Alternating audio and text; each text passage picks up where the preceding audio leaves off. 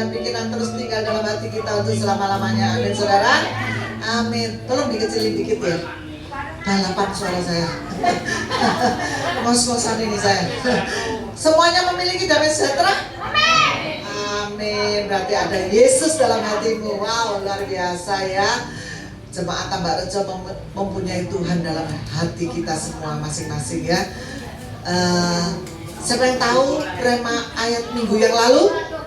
Yang pagi jangan jawab. Loh.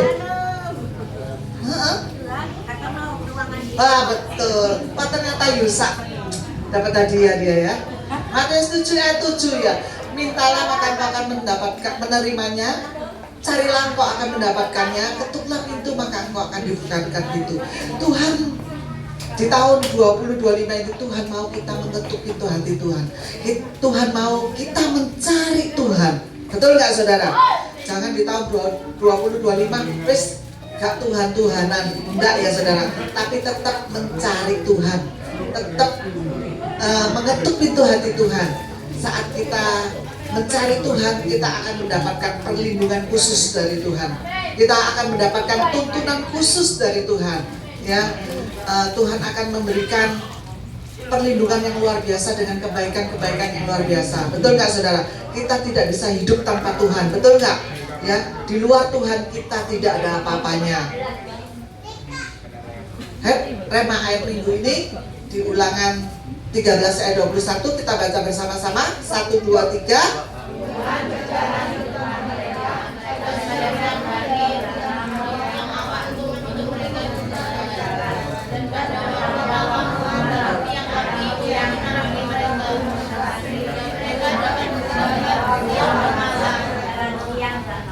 Amin ya. Memang rema ini untuk bangsa Israel, tapi tidak menutup kemungkinan untuk kita orang-orang yang percaya kepada Tuhan.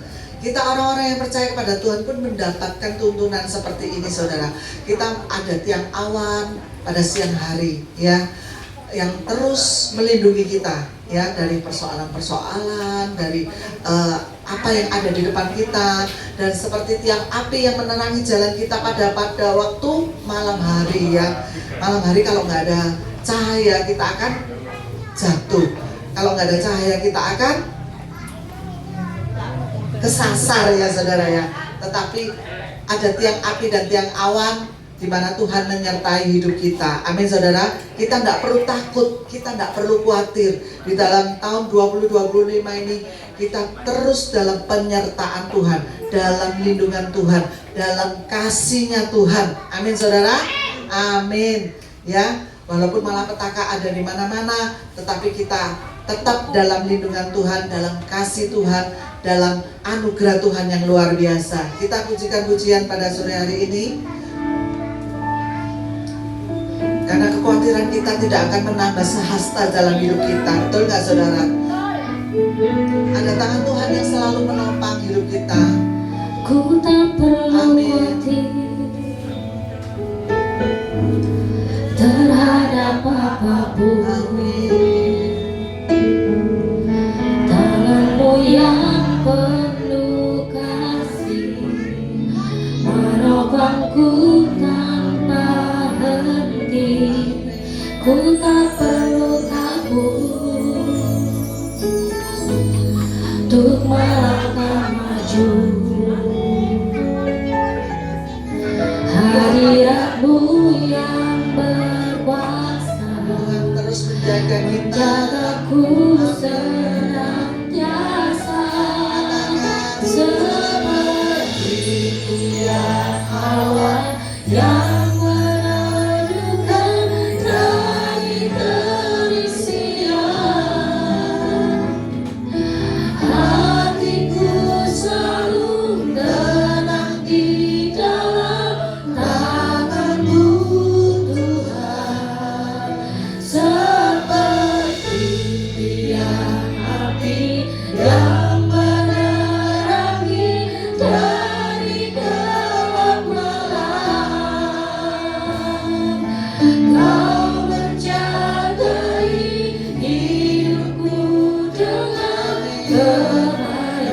kebaikan Tuhan terus ada dalam hidup kita. Amin.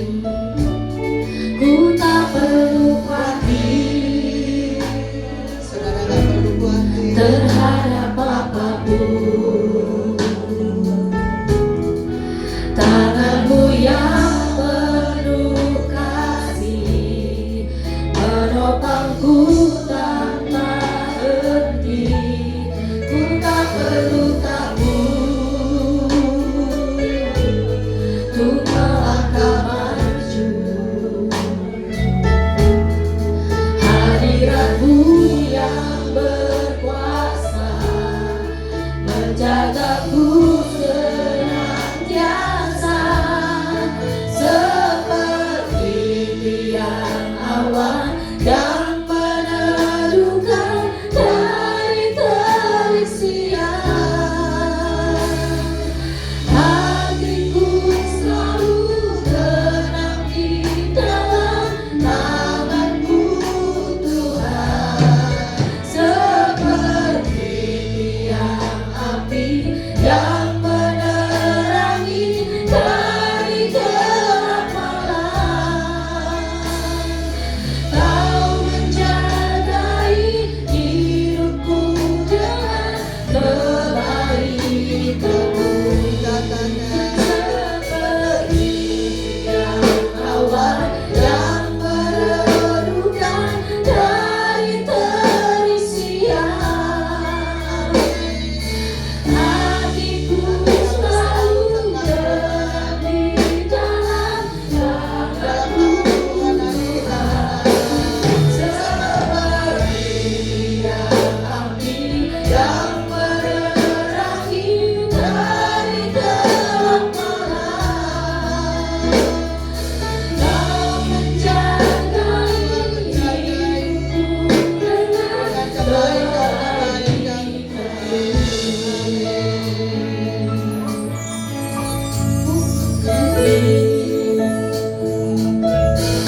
terhadap apapun,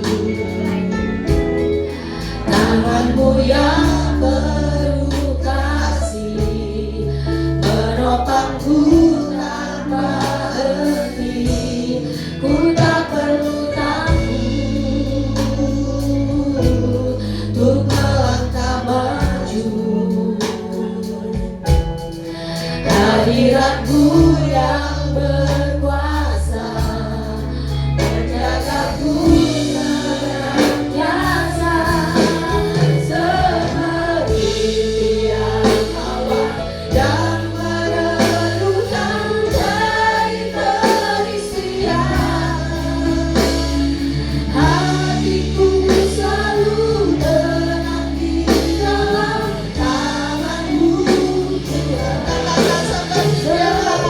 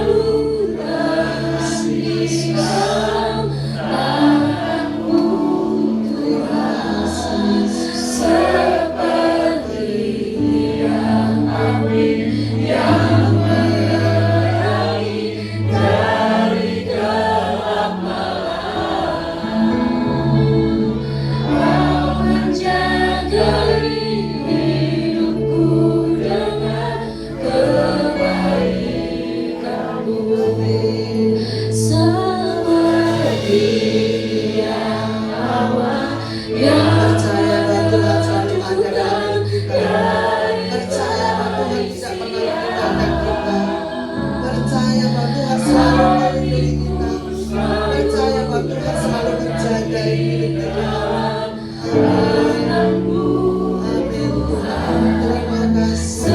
Seperti Terima kasih. api Yang selalu menuntun setiap langkah kami. dari dalam Di malam. dalam kegelapan pun Tuhan ada dalam hidup kami. Menjaga hidupku dengan kebaikan-Mu. Amin.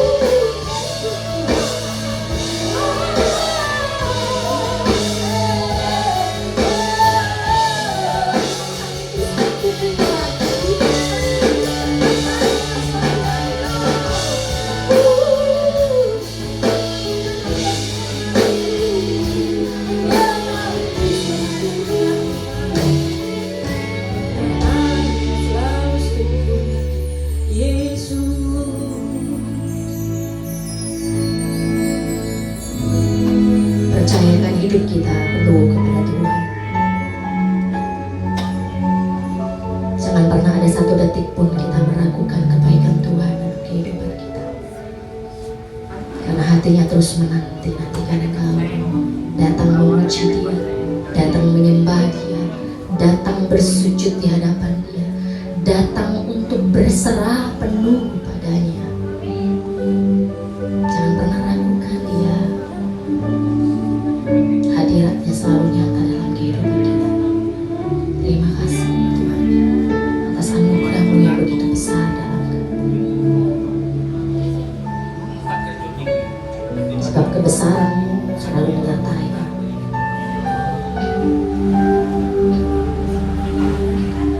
Tuhan, Kau sungguh besar,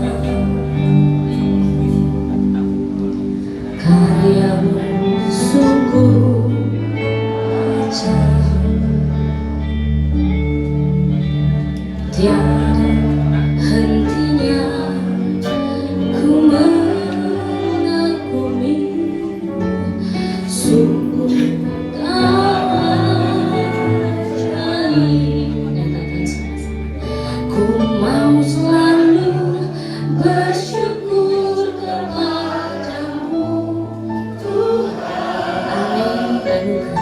Anugerah-Mu yang pesona-Mu selalu dan selalu Kau angkat hatiku.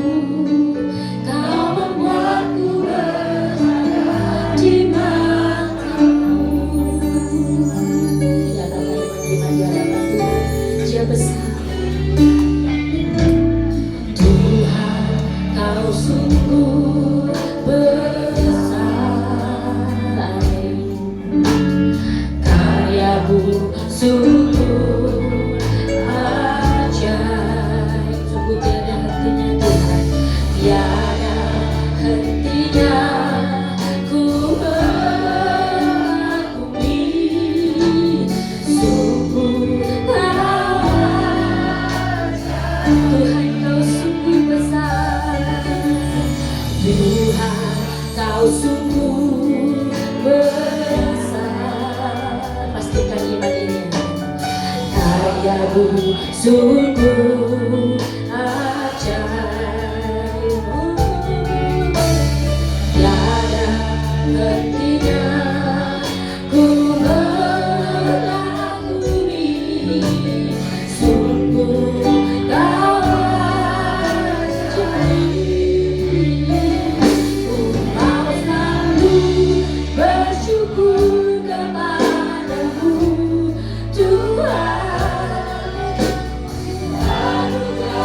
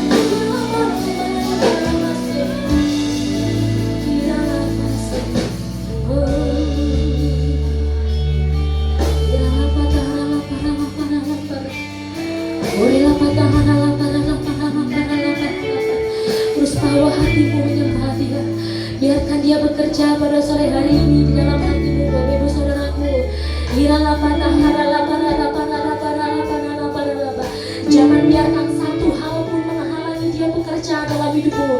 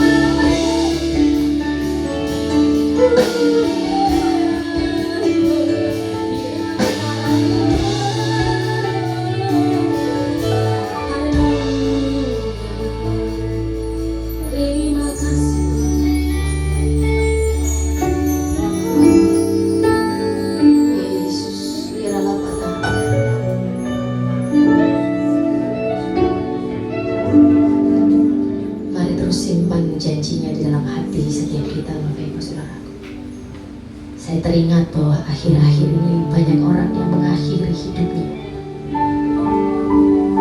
Kita tidak pernah tahu apa yang terjadi dalam kehidupan mereka. Namun Bapa tahu, Bapa melihat, Bapa mengerti. Saya berharap apapun yang terjadi dalam kehidupan kita pribadi lepas pribadi tidak membuat kita mengambil keputusan untuk mengakhiri kehidupan kita. Tapi biarlah harapan kita terus bertambah dalam di dalam Tuhan. Iman kita terus bertumbuh, berbuah lebat di dalam Tuhan. Agar apapun yang terjadi dalam kehidupan kita tidak dapat menghilangkan harapan kita di dalam Tuhan. Teruslah mengandalkan Tuhan, Bapak Ibu Saudara. Jangan pernah tinggalkan Dia sedetik pun. Pegang janjinya, pegang Dia, pegang erat tangannya.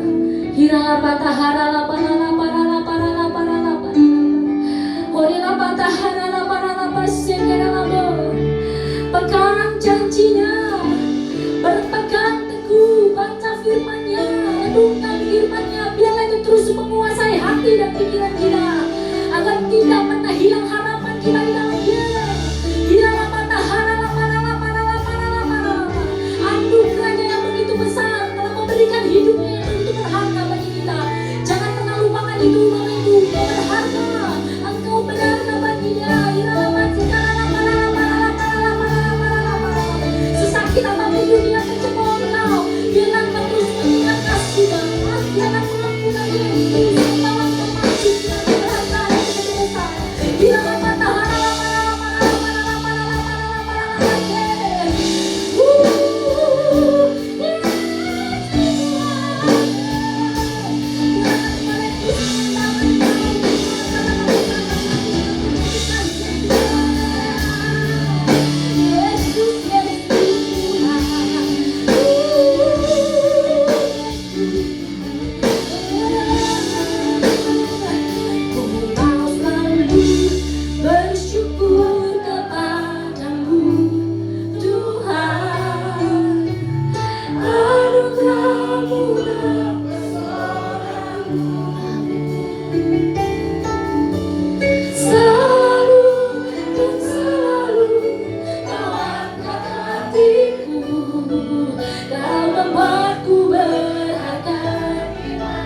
lagi nyatakan di hadapan Tuhan, ku mau selalu dengan iman yang lantang yang teguh di hadapan Tuhan.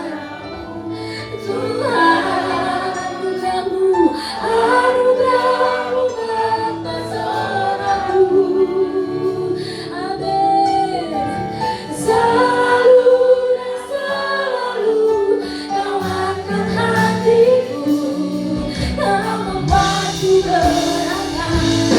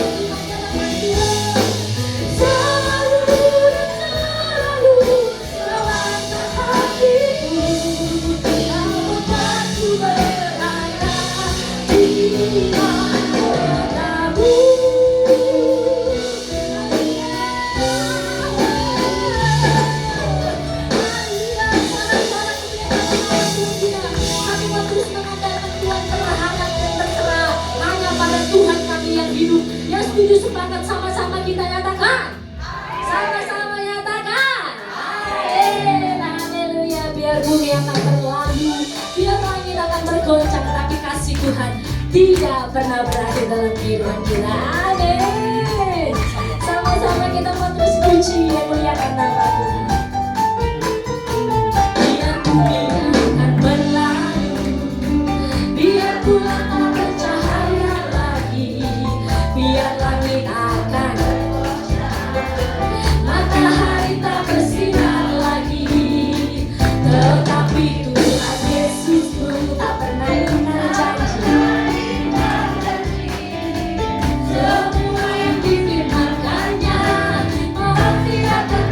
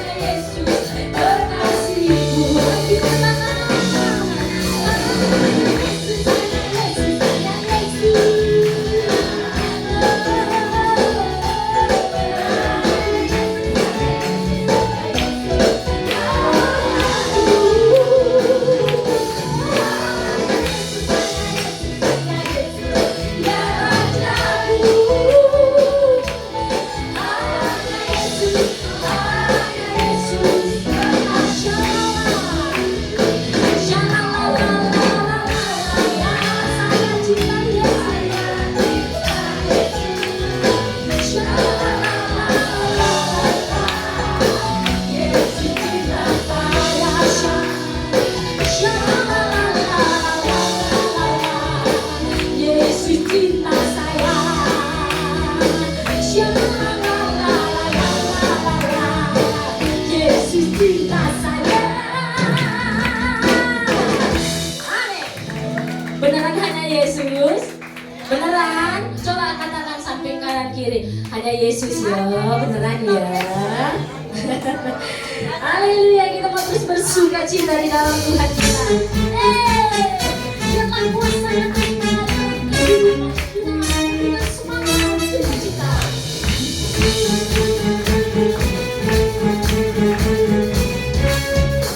Nyatakan sama-sama. Ku terbuka sukacita, Dia yang sanggup untuk berikan segala temanku, bunyi tandika selalu ada di dalamku. Nyatakan, kaulah sukacita, pengharapan dan kehidupan. Haleluya, bersukacita selamanya. Tepuk tangan sama-sama di hadapan Tuhan kita. Katakan sama-sama. Kau mendampingi dalam langkahku.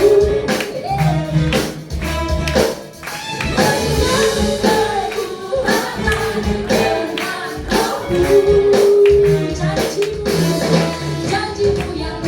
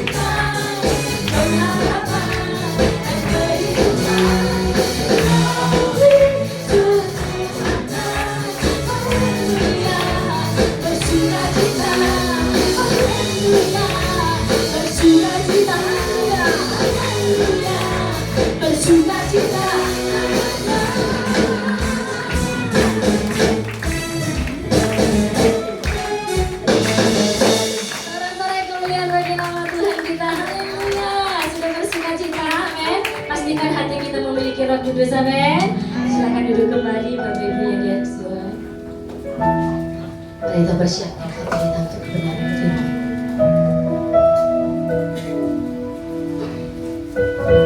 Biarlah tanpa henti-hentinya Tuhan kami terus mengagumi karya-Mu. Berikan kami hikmat untuk melihat segala perbuatan-Mu yang begitu dahsyat itu dalam hidup kami. Terima kasih Tuhan Yesus. Terpuji nama-Mu.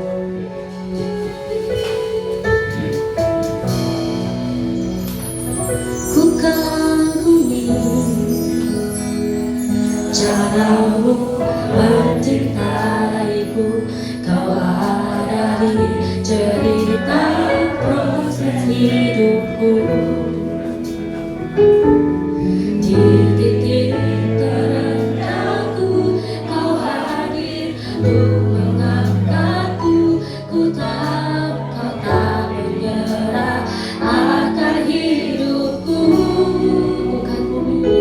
Ku kagumi cara-Mu mencintaiku, Kau ada di cerita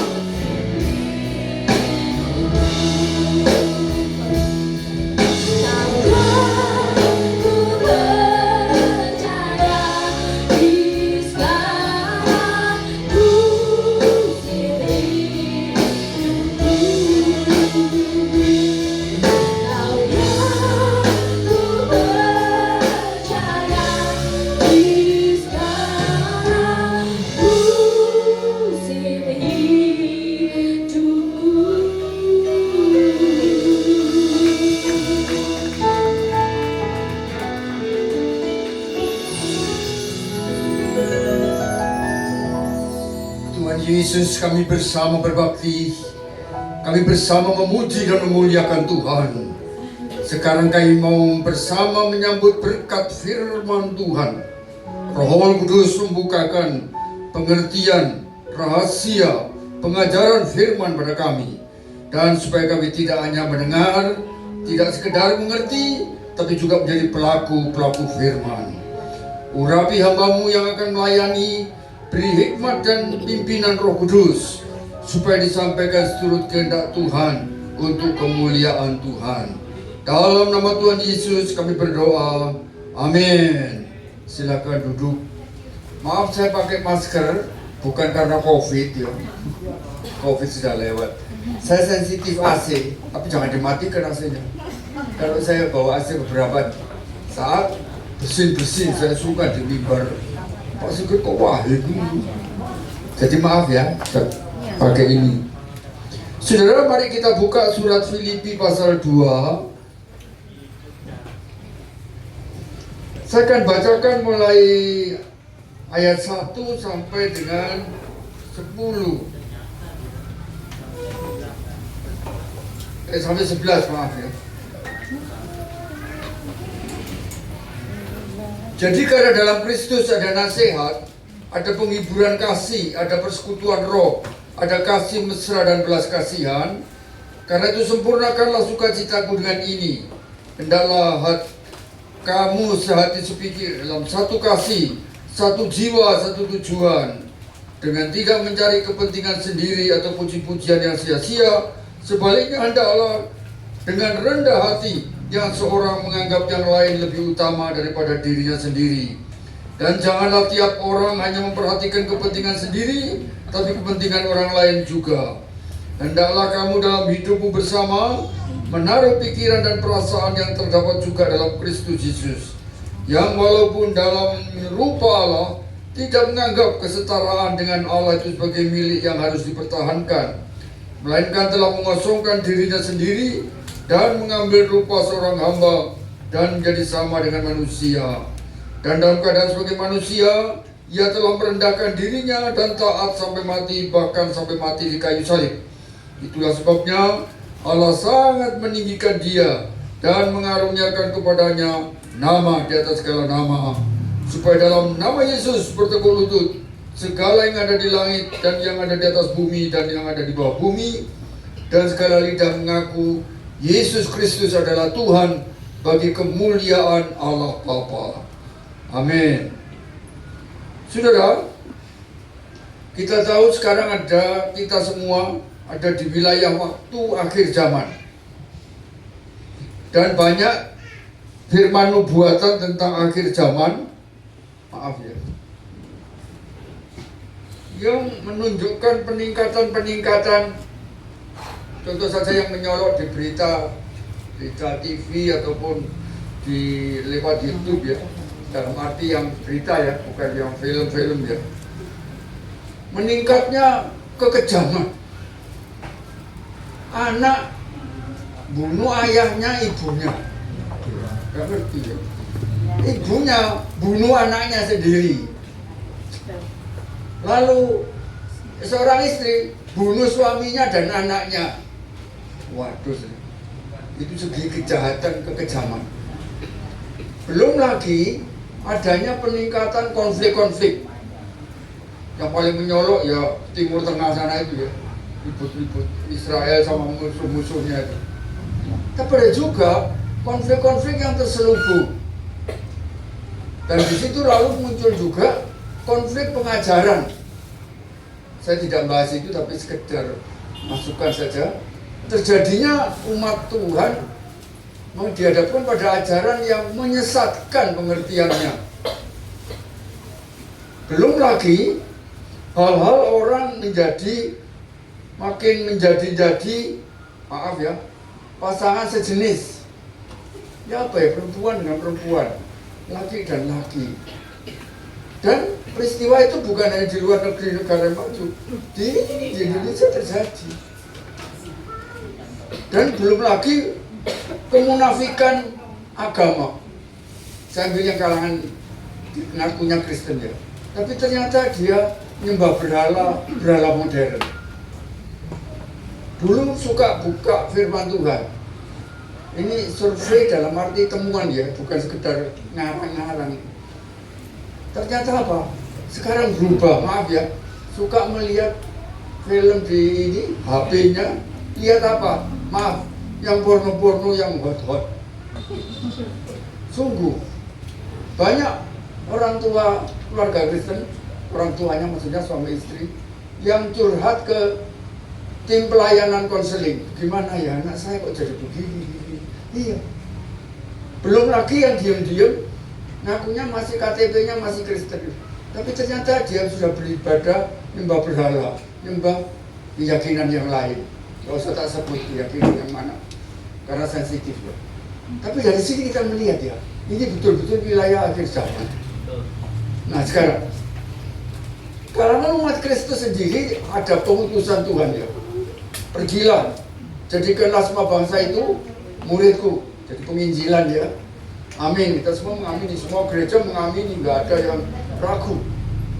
Namun sekarang terjadi hal-hal yang kompromis. Ya kalau kelihatannya sama ya nggak apa-apa loh. Oke, ini penginjilan. Saya salah satu saja dari sekian hamba-hamba Tuhan yang strategi bagian pengajaran dan strategi misi. Saya ada jabatan Ya tak bukan pamer ini kesaksian ya. Yang satu kantornya di Korea Selatan, yang satu kantornya di Singapura. Bukan banyak itu, bukan 1-2 orang loh. Ya saya termasuk yang junior ya, karena banyak yang lebih pintar-pintar. Kayak aku pintar-pintar beliau. Waduh prihatin, ini gimana ini? Lalu ada pemberitaan, bukan pemberitaan firman, tapi tekanannya kepada keinginan duniawi. Kelihatannya biasa. Misalnya lagu Aku Diberkati, kata-katanya sebetul, tapi ternyata di tengah-tengah perjalanan ini sebagian, saya tidak bilang semua loh, menyimpang. Pokoknya kalau lihat orang Kristen tidak kelihatan kaya raya, itu belum selamat. Loh, kok begini? Wah masih banyak-banyak. Nah sekarang di Filipi ini, surat Filipi ditulis dalam penjara ya oleh Rasul. Nah tapi kemudian kita dikehendaki bagaimana? Kalau sudah jadi milik Kristus. Mari sambil Bapak Ibu lihat, buka ayat Filipi 2 di Alkitab masing-masing. Kalau lihat Alkitab yang di HP tolong ya. Kalau untuk masuk ada pesan-pesan jangan langsung ditanggapi, di off saja WA-nya. Saudara, buka ya, saudara. Ada prinsip-prinsip dasar yang kita milik Kristus harus wajib. Perhatikan mulai ayat 1. Saya pakai eksposisi ayat per ayat ya, supaya runtutnya itu jelas. Ayat 1 mulai, boleh ditayangkan di sini sudah dikasih. Jadi karena dalam Kristus ada nasihat, ada penghiburan kasih, ada persekutuan roh, ada kasih mesra, ada belas kasihan, sudah ada ya. Dalam Kristus ada ini. Ayat 2. Karena itu sempurnakanlah sukacitaku dengan ini. Hendaklah kamu sehati sepikir dalam satu kasih, satu jiwa, satu tujuan. Ini dulu. Saudara, dalam Kristus ada ayat 1 tadi nasihat. Sudahkah kita saling menasihati orang tua ke anaknya, guru pada muridnya, kemudian sesama saudara seiman. Misalnya kita rajin, lalu ketemu saudara kenalan kita yang seiman, malas ke gereja. Ada juga yang ke gerejanya milih-milih, siapa sih khotbah. Oh ibu loh, galak ya, gak seneng aku. Nek itu khotbah, padahal khotbahnya penuh urapan. Gila nih, apa limangan soto.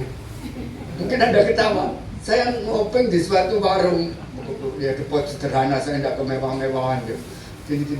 Ini adalah gaya nih ngomong Kristen, karena waktu ngobrol, mau makan kok doa bersih Kristen lah. Kok ngomong ini, tak rekam diem-diem. Tidak kenal, tapi berarti ada Kristen yang demikian. Mana sih di acara kantor, persekutuan, pas saya ngisi, tapi sambil nunggu, saya lihat di sana, Pak, kenal ini. Itu yang di sana tuh, Pak, wakil direksi bagian ini, yang sebelahnya istrinya. Entah karena apa, salah satu bentak ke pasangannya sendiri. Loh, lihat, saudara, dalam Kristus ada nasihat. Kalau melihat ada begitu, ya dengan bijak tentu ya, tidak di muka umum ya, dinasehati. Orang tua ke anak tadi, guru ke murid dan sebagainya. Atau sesama saudara seiman, misalnya tadi ada saudara seiman yang malas ke gereja, perlu dengan kasih, dengan keakraban, kamu mesti rajin ke gereja dan seterusnya. Kemudian penghiburan kasih. Kalau ada kata penghiburan, berarti yang kita temui orang ini sedang sedih, sedang stres, sedang depresi, sedang bingung, apalagi sedang ada masalah. Atau mungkin yang diharapkan, saya konseling beberapa kasus yang tiba-tiba yang masih familinya, yang sangat dikasihi, dipanggil Tuhan. Laki ya dia, jadi kalau laki harus laki yang konseling ya. Di sini waduh, nggak ringan. Mari kita jangan bersikap masa bodoh, jangan bersikap bukan urusan. Apalagi kalau kita termasuk senior dalam kehidupan sebagai milik Kristus, apalagi kalau punya jabatan, entah itu majelis, entah apa, pengerja dan sebagainya. Penghiburan saling menghibur, saling menguatkan. Karena kejadian terjadi, saudara. Si Kristen tidak ke gereja, stres, belum sampai ke yang lain, keyakinan yang lain. Tapi lalu ini kemarin saya melayani salah satunya kemarin. Kenapa begini? Saya begini begitu. Dari gereja mana? Dia sebut. Di sini tidak saya sebut gereja. Yang penting orangnya. Lalu bagaimana? Saya digeledak, dijarno ini aja. Malah ada yang ngomong, kok gak mati-mati bang itu. Saya agak kaget, ngarang ngomongnya. Betul. Terus matanya berlinang air mata. Kristen kok gitu ya? Nah, lihat, saudara, sekarang ada gerakan untuk ngajak yang begitu-begitu pindah ke yang lain. Ngerti kode ini? Kita mungkin nyalahin ada apa, tapi karena tidak diurusi, tidak dihibur dalam kasih Kristus, ya dirayu dalam tanda petik dan segalanya, pindah. Maju 2 hari ibadahnya. Ngerti maju 2 hari? Bukan Rebu ke Senin ya. Nah, karena itu saudara, dalam Kristus ada nasihat. Tentu nasihat berdasar roh firman Tuhan dan pimpinan Roh Kudus. Ada penghiburan kasih sudah, persekutuan roh. Itu R-nya besar. Jadi pasti melibatkan Roh Kudus. Nah, tapi dalam karya Roh Kudus yang luar biasa, karena Roh Kudus juga tentu saja Bapa, Anak, dan Roh Kudus ya. Ini kuasanya, ada kuasa Roh Kudus segala macam itu ya. Sejauh mana kita ada di persekutuan roh. Kita sering kata persekutuan, tapi kata R-nya Roh Kudus ini orang besar, harus melibatkan Roh Kudus dan yang benar. Saya tidak mau sebut di alamat di Surabaya, saya temui dapat info lalu saya lacak, saya cek gitu loh, benar apa enggak? Ada 3 sejauh ini yang pasti 3 yang saya cek langsung ya, tapi masuk. Katanya persekutuan Roh Kudus. Tapi ketika saya percaya nubuat, ya bukan nggak percaya. Nubuatnya kok aneh. Yesus akan datang di siang tengah hari bolong. Ya apa ya? Saya memang sedang survei, jadi saya tidak motong itu apa, nggak boleh. Iya apa ya? Di Surabaya Utara ini, nggak usah tak sebut, jadi atau sebagainya itu. Yesus berkata, aku ada di tengah-tengahmu. Aku sedang di sini. Aku sedang tidak di tempat lain. Iya apa? Mana ada Tuhan Yesus tidak di tempat lain kalau sedang di mana ini? Misalnya di Joyoboyo lalu Tuhan Yesus tidak di Monokromo. Itu jadi ya Joyoboyo. Kalau kata Tanjung Perak. Nah ini Roh Kudus apa? Kita semua amini Roh Kudus ya, dengan anugerahnya, kuasanya, karunianya dan segala-segalanya ya. Tapi kalau kemudian tidak memberi pengajaran, pengertian yang benar tentang Roh Kudus, ya repot. Ada kasus di salah satu kota, tidak jauh dari sini, tapi di luar Surabaya. Bapaknya bingung, Pak Sikit, apa ya Pak? Ponanganku ya Pak, bukan anakku loh Pak, ponanganku. Ya sudah cukup dewasa, nekat nikah dengan yang keyakinan lain. Tidak usah tak sebut keyakinan yang mana, pokoknya yang bukan seiman. Katanya dibimbing Roh Kudus. Loh, Kristen jadi usia kecil, anak masuk bayi sudah dibawa untuk didoakan dan sebagainya ya. Apa yang sudah baptis.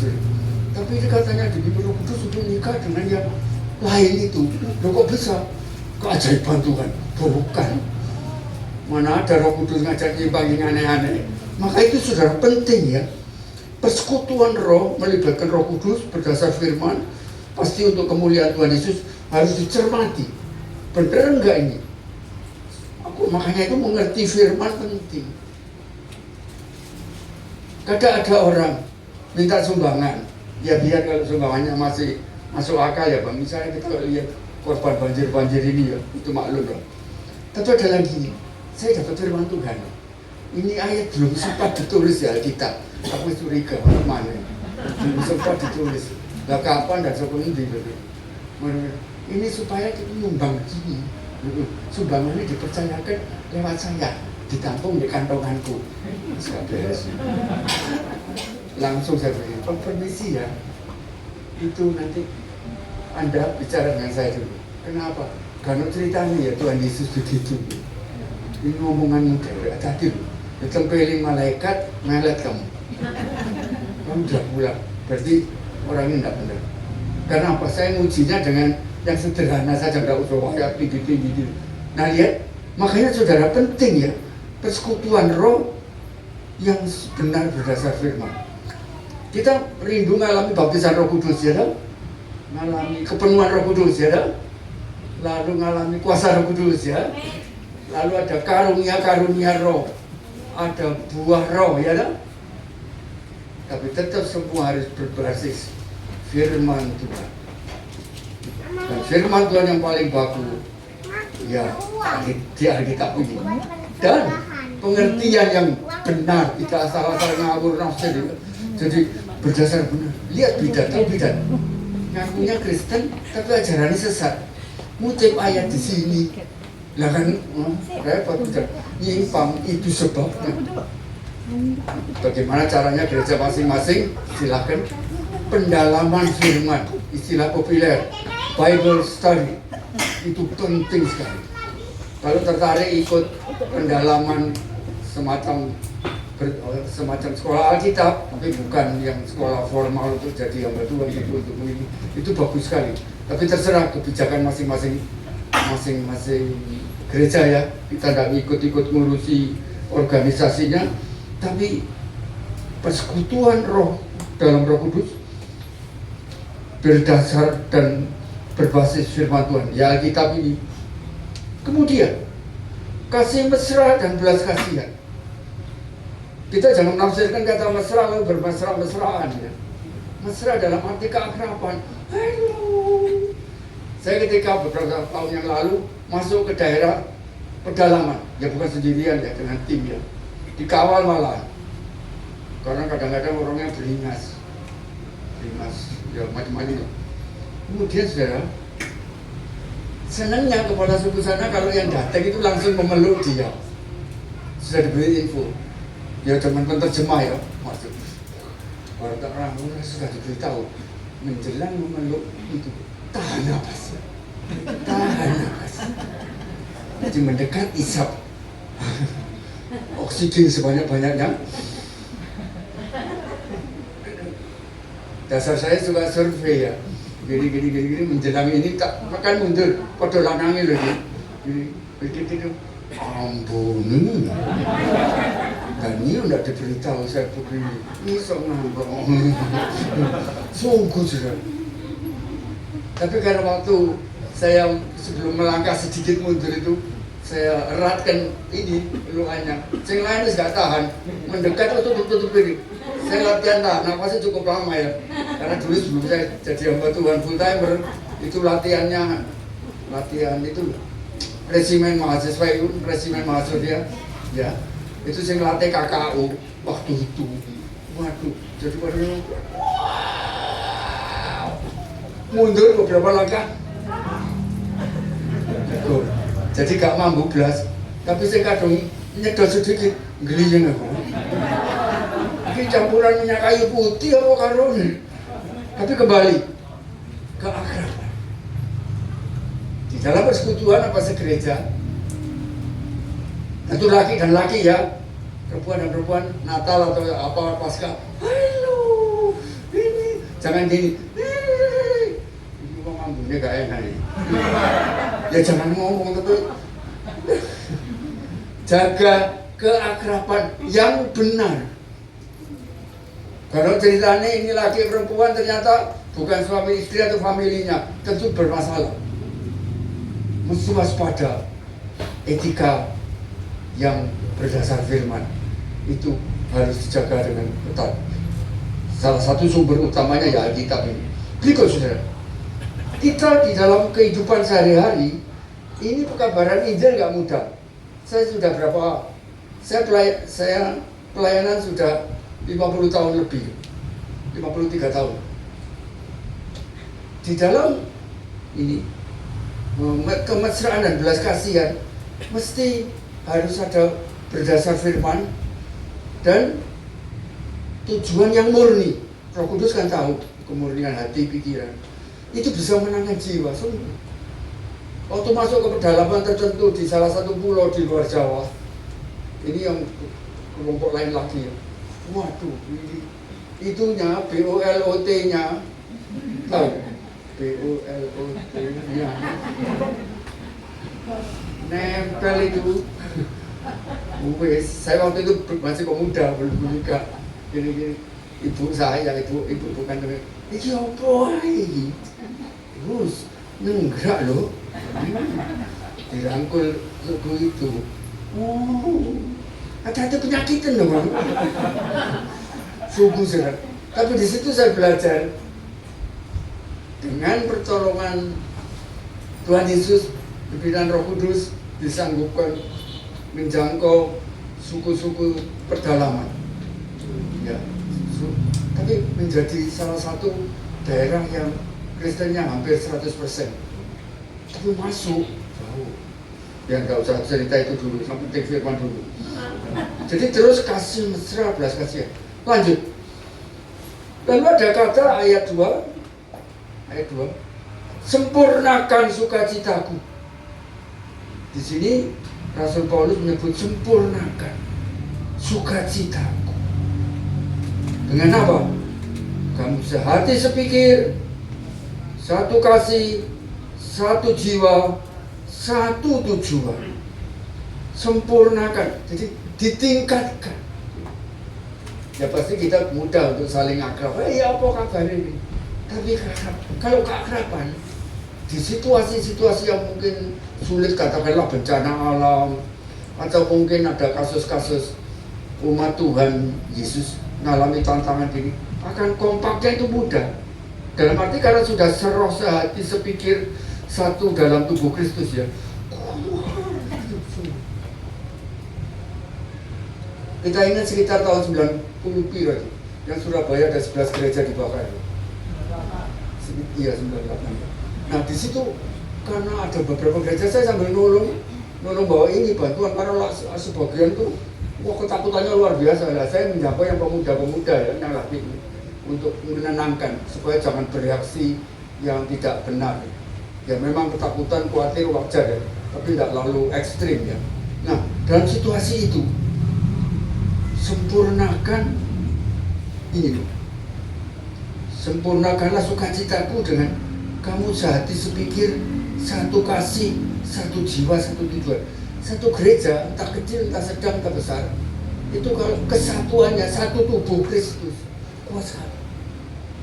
Tapi kalau kurang, saya tidak akan ada ya, tidak ada kasih, kurang. Begitu terjadi suatu berantakan pecahnya itu. Aduh, saya tidak usah sebut di beberapa negara maupun di dalam Indonesia sendiri, tidak usah sebut di mana atau kalangan gereja mana, tidak nyoal itu, tapi nyoal kasus.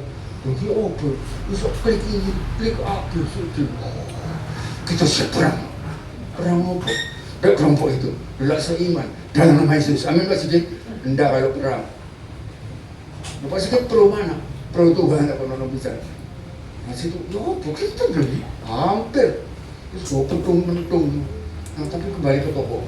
Tuhan mengendaki kita menyempurnakan sukacita dalam Tuhan dengan sehati sepikir, satu kasih, satu jiwa, satu tujuan. Lalu tidak egois, lihat ayat 3. Tidak cari kepentingan sendiri atau puji-pujian yang sia-sia. Sebaliknya, hendaklah rendah hati yang seorang menganggap yang lain lebih utama daripada dirinya sendiri. Perhatikan Bapak Ibu, tidak egois, tidak cari kepentingan. Pernah ya, berapa kali ada Natal gabungan. Surabaya juga ada. Kadang di satu gereja, kadang satu wilayah gitu. Saya waktu itu diundang sebagai tamu saja.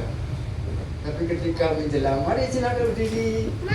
Semua berbaris yang rapi, tersedia hidangan ini di meja gitu.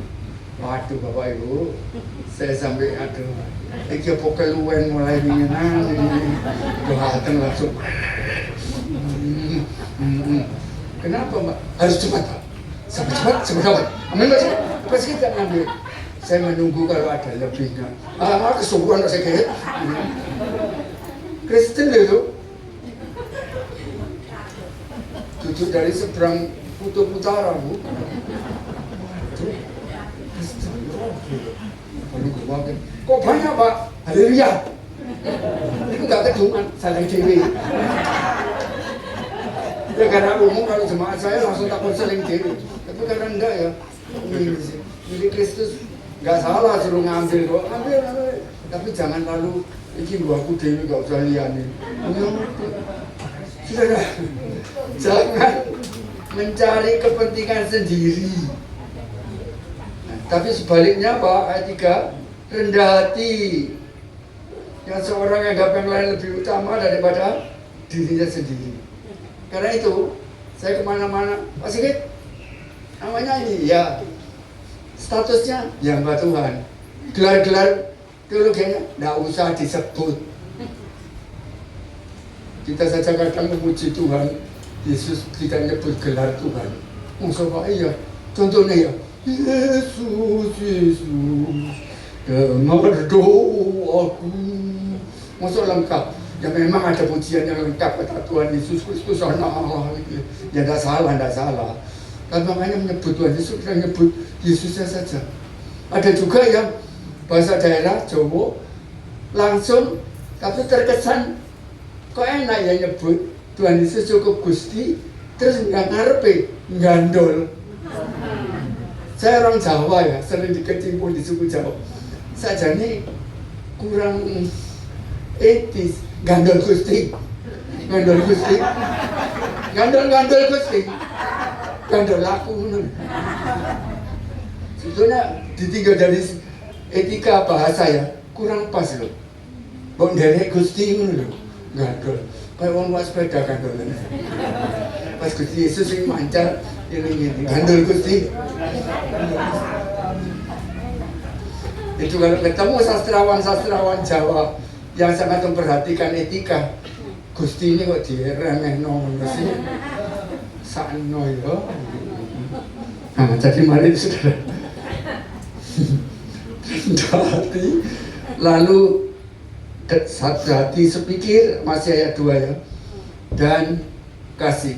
Lanjut saudara, kita dikehendaki Tuhan untuk apa tadi ayat 3, tidak cari kepentingan sendiri atau pujian yang sia-sia. Ada saudara lama, berapa lama saya mimpin acara Natalan di satu ruangan, tapi meriah. Maaf ya, ada tim vokal double quartet itu 8 orang. Nyanyinya bagus, tapi yang nyanyi ini, aduh merinding saya. Rocknya itu separuhnya paha.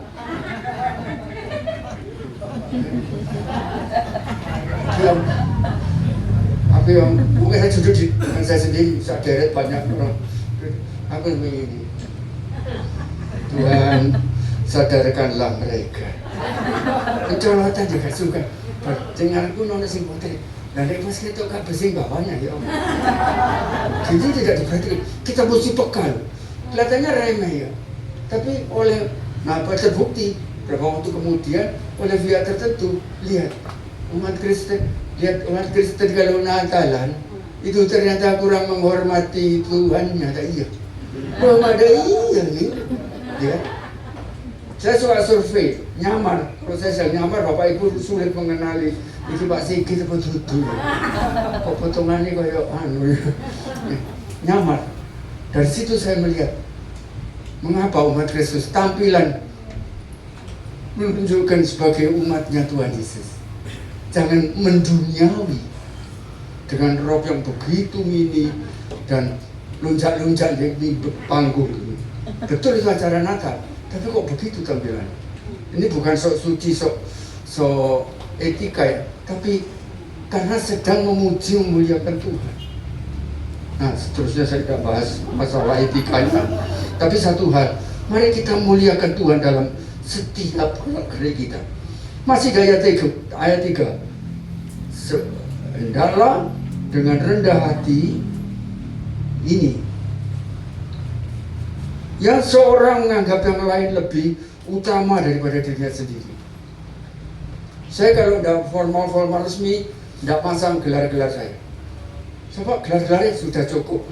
Sikit berbandoro. Depannya, ya PDT iso, EV iso, apa EV itu? Evangelis.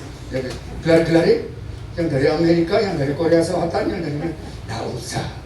Nanti kita semua masuk surga. Bila namaku dipanggilku ada, itu nama saja. Bukan bila gelar-gelarku disebutkan. Nah, jadi kembali ke pokok ya. Kita rendah hati. Meskipun Anda mungkin Pak jabatannya tinggi, bisa jadi Anda mempunyai berkat yang berlimpah. Gak usah dipamer-pamer, no. Tuhan Yesus, Tuhan, Anak Allah, Maha Mulia, dan sebagainya. Tapi waktu lahir, datang ke dunia, tiap Natalan, di kandang yang hina, di Bethlehem. Dalam perjalanannya, kehidupan Tuhan Yesus, dari manusia tadi, sampai ke penyaliban, tampilannya tidak menyolok kemewahan. Padahal nanti kalau Tuhan Yesus datang kedua kali dengan segala kemuliaan, Tuhan Yesusku Maha Mulia Maha Agung. Tapi waktu dia datang, mulai lihat saja lahir di Bethlehem, terus sampai penyaliban, bahkan sampai sudah bangkit dan naik ke surga. Lihat, apakah Tuhan Yesus menunjukkan kemewahan, kebesaran keduniawian? Tidak. Padahal dia Tuhan. Ada 300 sekian nama sebutan gelar untuk Tuhan Yesus, yang semuanya segala kemuliaan bagi Tuhan Yesus. Yang menunjukkan kemuliaannya juga waktu lahir, malaikat memenuhi langit memuji. Makanya muncul penggubah lagu pujian, muliakanlah, muliakanlah Tuhan Yesus, dan seterusnya. Tapi lihat Tuhan Yesus yang lahir di kandang yang sederhana. Maka kita milik Tuhan, bukan dilarang kaya loh, bukan. Tapi yang wajar dan jangan nonjolkan. Karena saudara seiman kita, banyak juga yang sangat kesulitan dalam hal-hal sehari-harinya. Ya, saya kira Anda ngerti yang saya maksud. Nah, sekarang malah ada yang spesifik.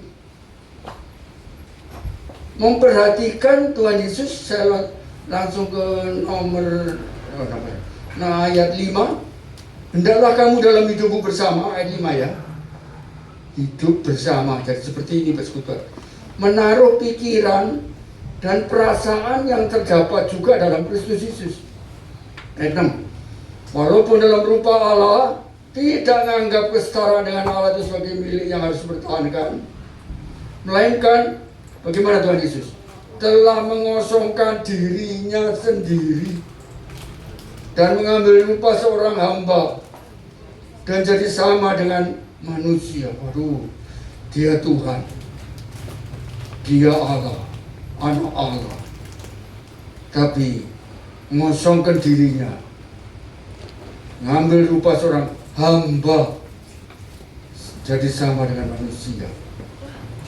Saudara, kalau kita perhatikan ayat ini, bukankah Tuhan Yesus yang pasti dia adalah Tuhan ya, tapi dia tidak menonjolkan diri bahwa dia Allah.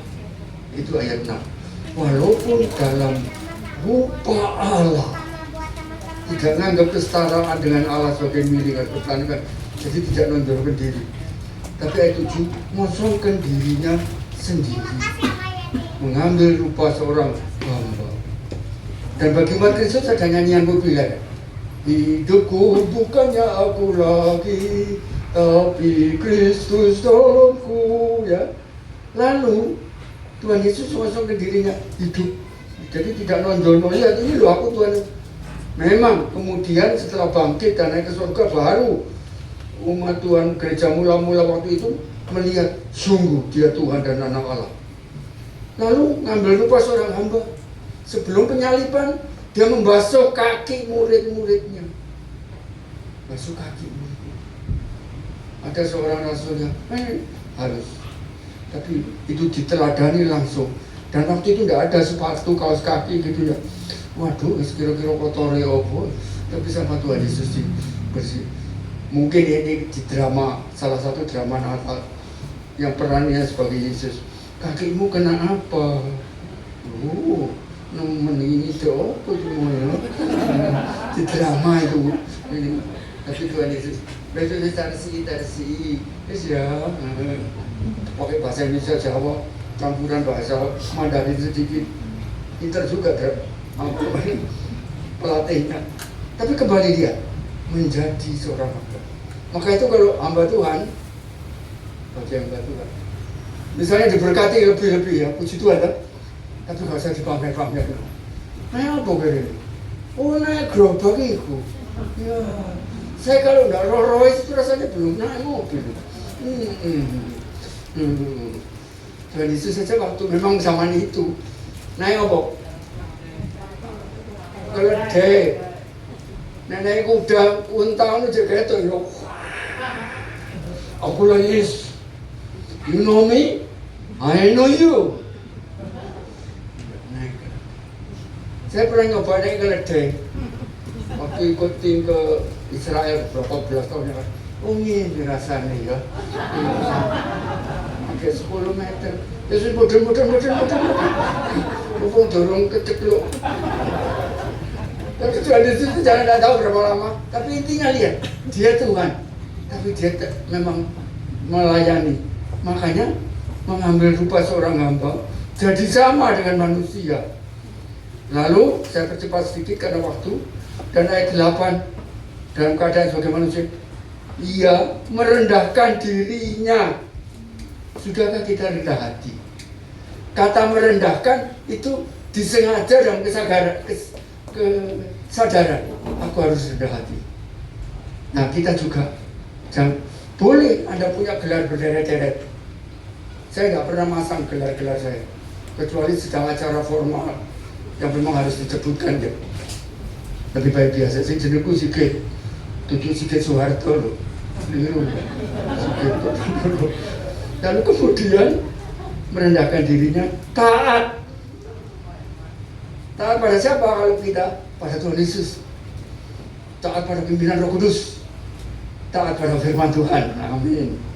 Lalu taatnya Tuhan Yesus ayat 8 sampai mati, yaitu sampai disalibkan, mati, dikuburkan, bangkit dengan penderitaan-penderitaan. Tentu kita semua pernah melihat ya film itu tentang Tuhan Yesus itu. Dan di sini kita melihat, sudahkah kita mengikuti teladannya? Nggak usah minta disiksa, dipukuli, tapi taatnya itu dalam segala keadaan. Saya dulu rumah dan pelayanan sering juga pedesaan. Jalan kaki loh, belasan kilometer. Waduh, nggak tahu panjang ceritanya.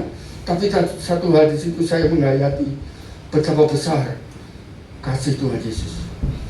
Berkatnya apa? Ayat 9. Tuhan Yesus melakukan itu. Itu sebabnya Allah meninggikan dia. Meninggikan Tuhan Yesus. Mengaruniakan kepadanya nama di atas segala nama. Untuk Tuhan Yesus, nama di atas segala nama.